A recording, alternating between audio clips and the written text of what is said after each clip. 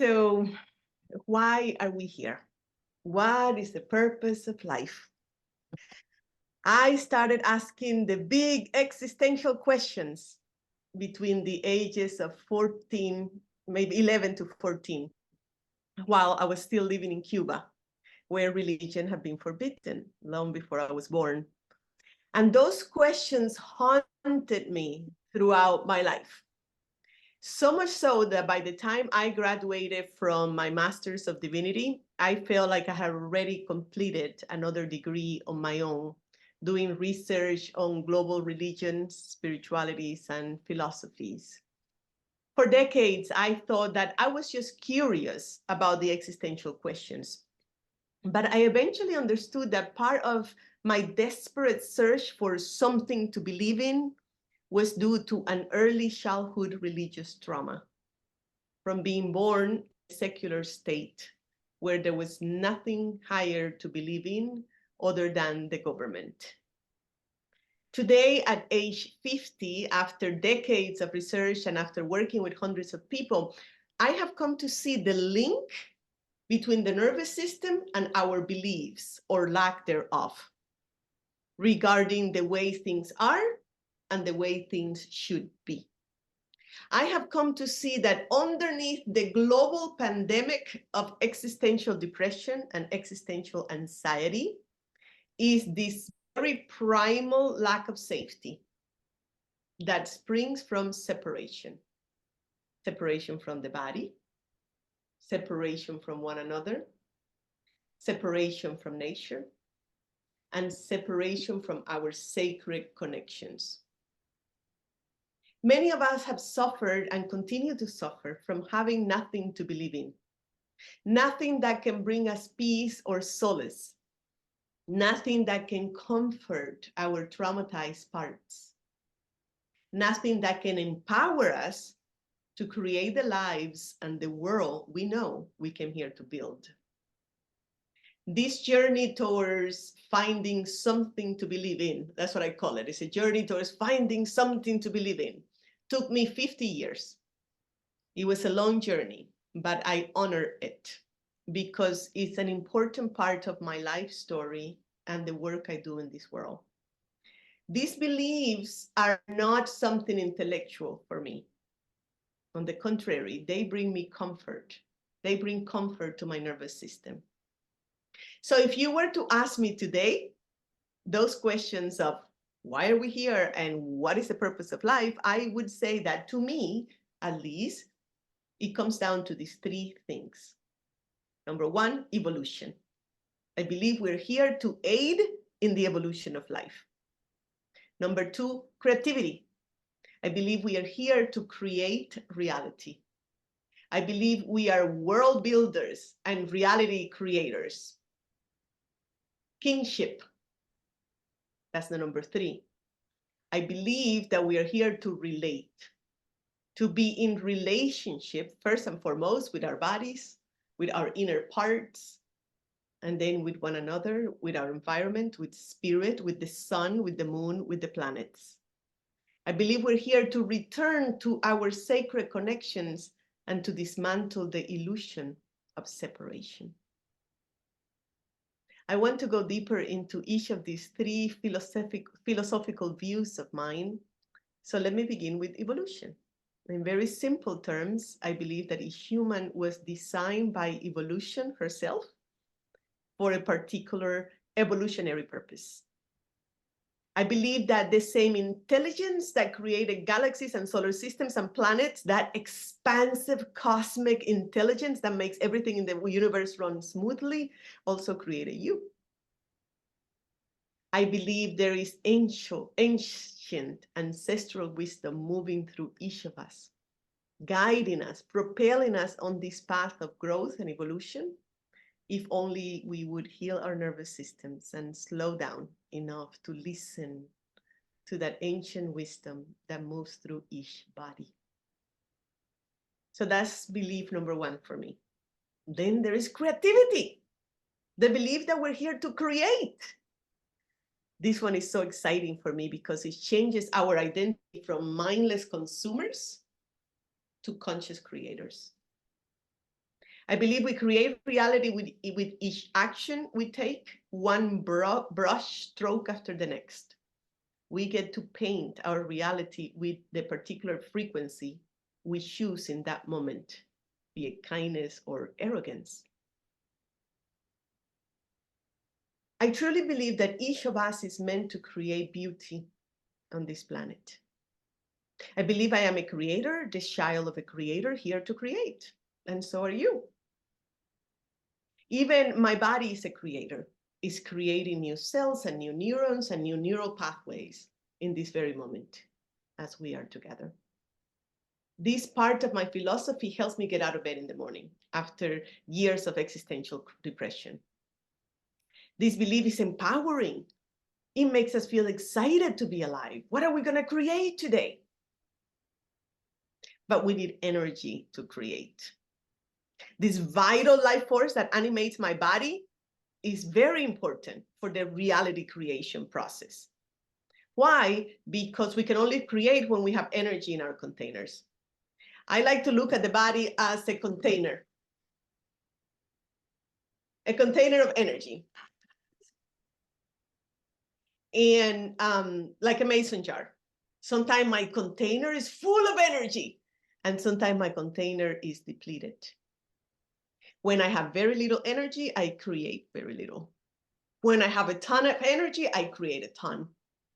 And when the energy is gone from this container, I will be done creating life here on Earth.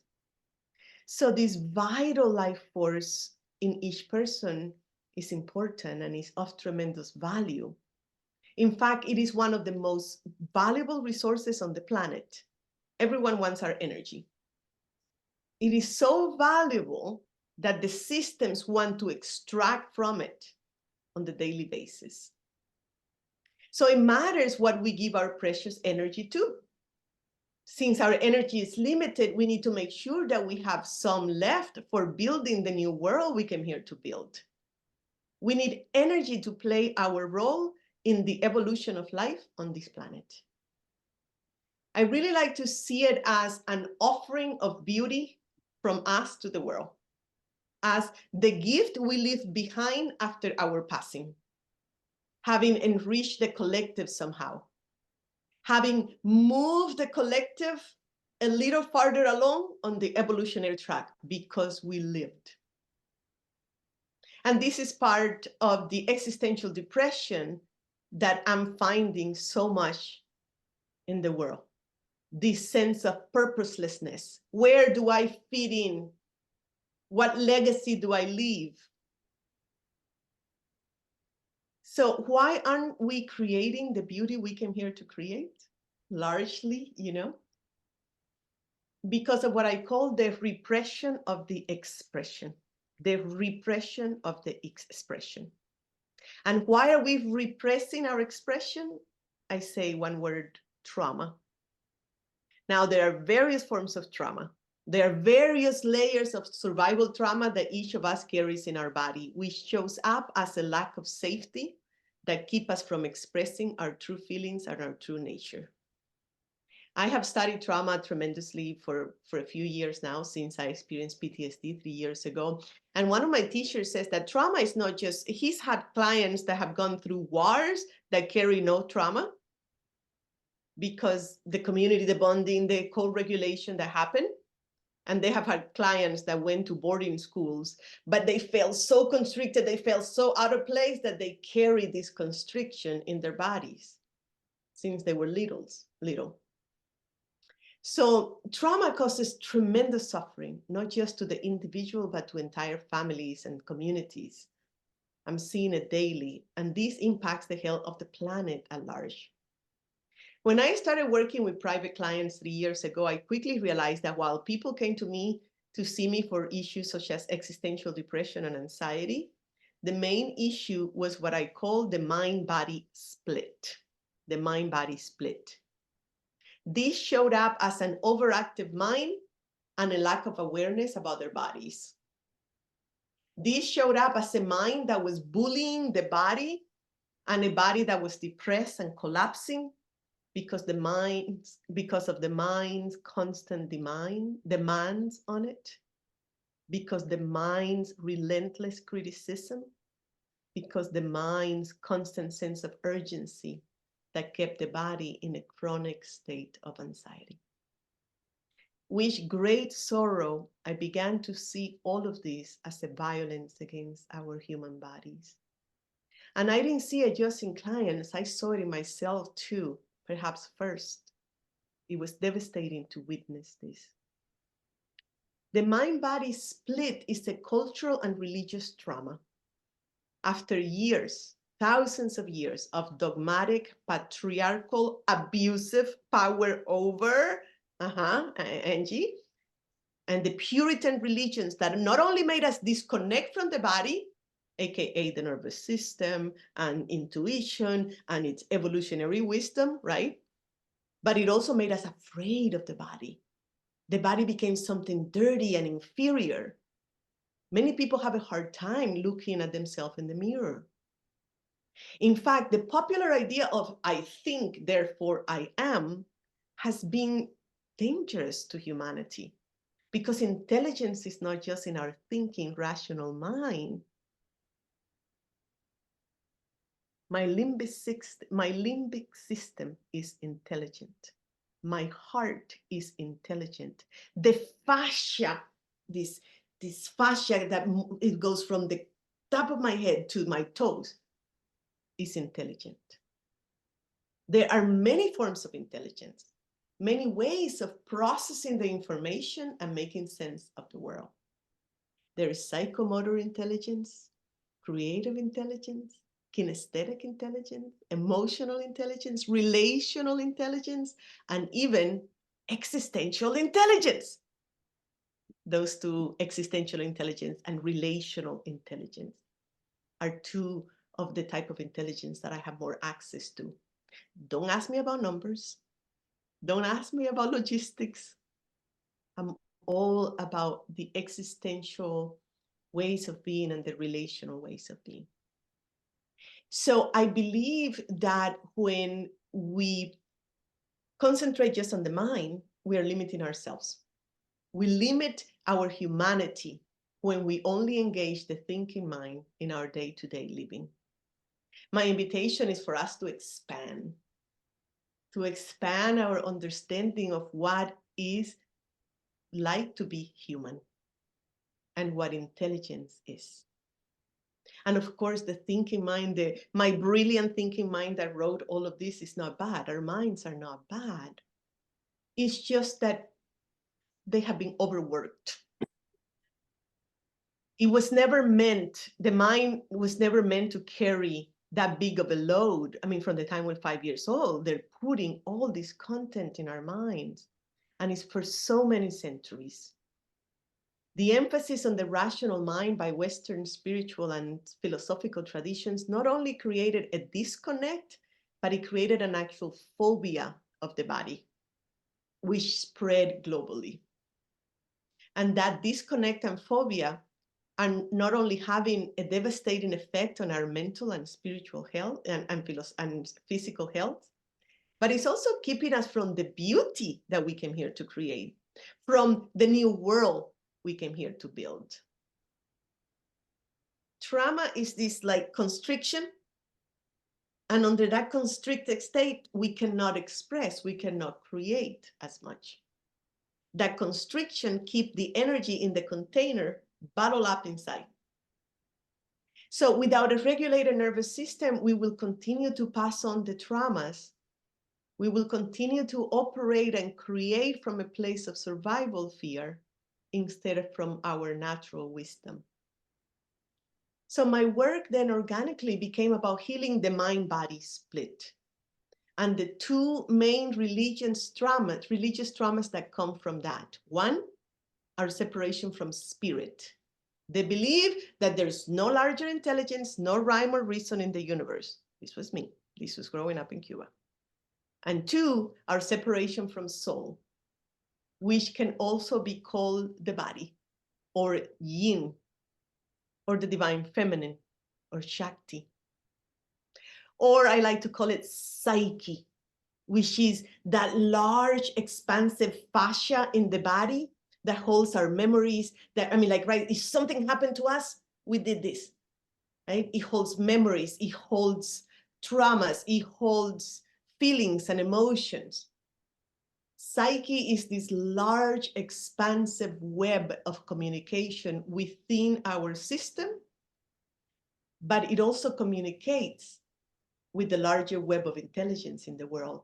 This is anima and anima mundi, the soul and the soul of the world. These two religious traumas propel me to do something I almost didn't want to do. I had left the path of ministry with PTSD, and I didn't think I wanted to do spiritual work anymore. But I continued to do it because we need all hands on deck to address these widespread religious wounds. So in some ways, my work is about the reclamation of our full body intelligence, because I believe that is what is going to reconnect us with spirit and soul, which are parts of us, from my understanding. They are parts of us that can guide us on this path of evolution. This is something that has been lost through all these thousands of years of disconnect. And this act of reclamation gives me hope from the future. This is the way I see it. Human beings are composed of these two main parts. Again, I call them vision and psyche, but you can call them mind and body, or spirit and soul, or right brain and left brain, or yin and yang, or God and goddess. Some days I even call it constriction and expansion. It's a sacred dance in the universe. There's night and there's day. But for now, let's just call them the mind and the body. So we are born with a mind that if it becomes unhealthy, we experience it as the ego, which is a constriction in the way of thinking that it closes itself off to the expansive of consciousness that the human mind is capable of. A healthy mind, on the other hand, is very much like spirit. It's this expansive, it's much more expansive than the small ego. A spirit becomes a helpful guide. This is the higher self that I'm speaking of. A spirit becomes a helpful guide to each of us once we heal these automatic mental patterns that are keeping us stuck in a loop, constricted in a corner of our consciousness, suffering in a small hell created by the ego. Think about the friends of that man you were talking about. You know what I mean? It's just, it's this smallness, you know, it's an example, but we all have some form of, you know, an ego, but it's like, can only look at this thing when, whoa, there is so much more that we can look at. So that's the healthy and unhealthy versions of the mind. Then there's the body. An unhealthy body is trauma. It's like a constriction of the muscles. It's a curling in of the body. Like the wounded animal that the body is, trauma can make us shrink and hide. The healthy body, on the other hand, is very different. The healthy body becomes our intuition, our navigation system. This is the part of us that is connected to the larger fabric of life.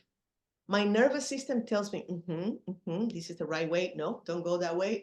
This way, right? When I'm healthy and connected to my body, when my body is not constricted. Again, I call this part psyche.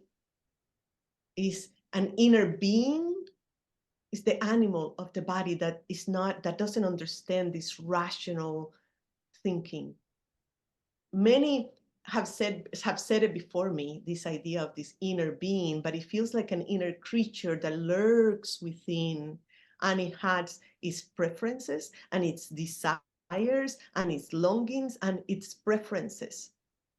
My mind says, I'm going to go to the gym and I'm going to hit this and this and this and this and this. And my body says, I just want to go to the sauna today. You know, and I listen. And some days I want to run. I started running at age 50 because I also have a lot of energy. I didn't before, right? But listening to my body and what it needs versus my mind saying, dictating what it wants. So this is an ancient wisdom that is not logical or rational, is unpredictable and can be scary to many of us because we have not been taught to relate to this inner being, to appreciate it, to listen to it, to cultivate a relationship with it. Our bodies are talking to us. They talk to constriction or expansion, through pain, through anxiety, through depression. So we have not, but many of us have not been taught about the existence of this inner being at all. Soul and spirit are part of every human being, but they couldn't be any more different from each other. Think about this. When someone speaks from spirit, they inspire you, something of the mind. When someone speaks from soul, they make you feel something of the body. Spirit is of the upper realms. Spirit is the inspiration of the pure mind. Spirit has access to the larger intelligence of the universe. Soul is of the body, of the earth, of this 3D reality. Spirit is uplifting. Soul is deep. Spirit is the lightness of air. Soul is the depth of water. And I'm going to drink water.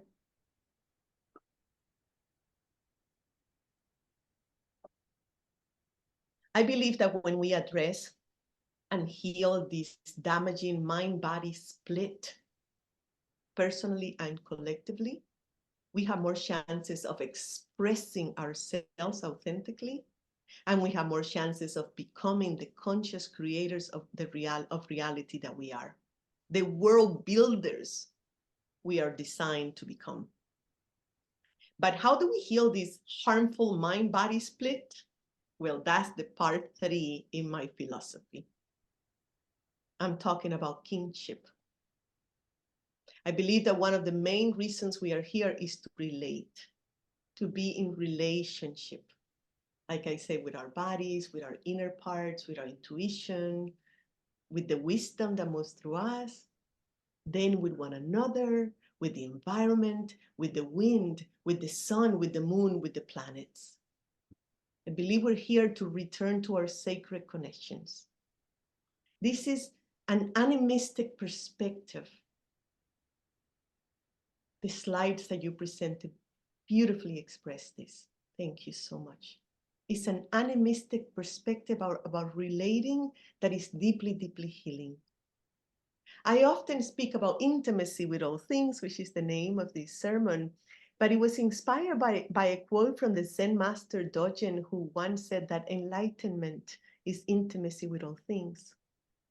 I see intimacy as a form of spirituality, and it begins with intimacy with the animal of the body, which I see as a sentient being with many parts that we can relate to, with many parts with whom we can have a relationship and soothe and comfort and understand and bring healing to and collaborate with. I cannot create when my body is constricted. I cannot create when I'm dysregulated.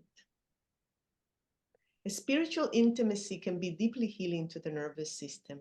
And not just intimacy with ourselves, but with the environment too, as I was saying.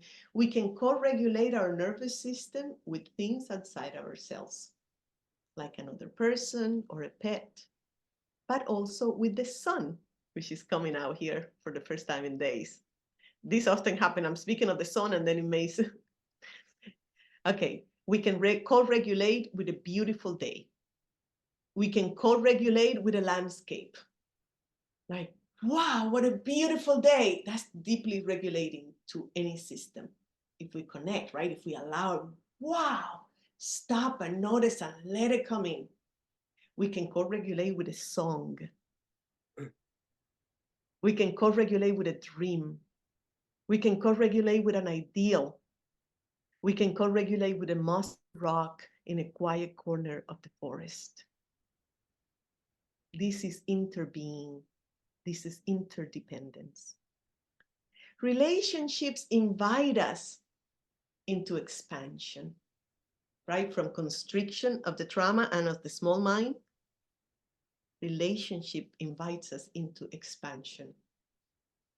But they need to be healthy and safe, those relationships, or else we go back to constriction, which limits our natural expression. Building a community like you're doing from this place can be powerful and amazing. Because when we bring the energy in our containers to co-create something together, our creative power is multiplied. When we come together, our world building capacities become stronger. And whatever we build together to help our community evolve will outlast us. It's a community legacy that we leave behind.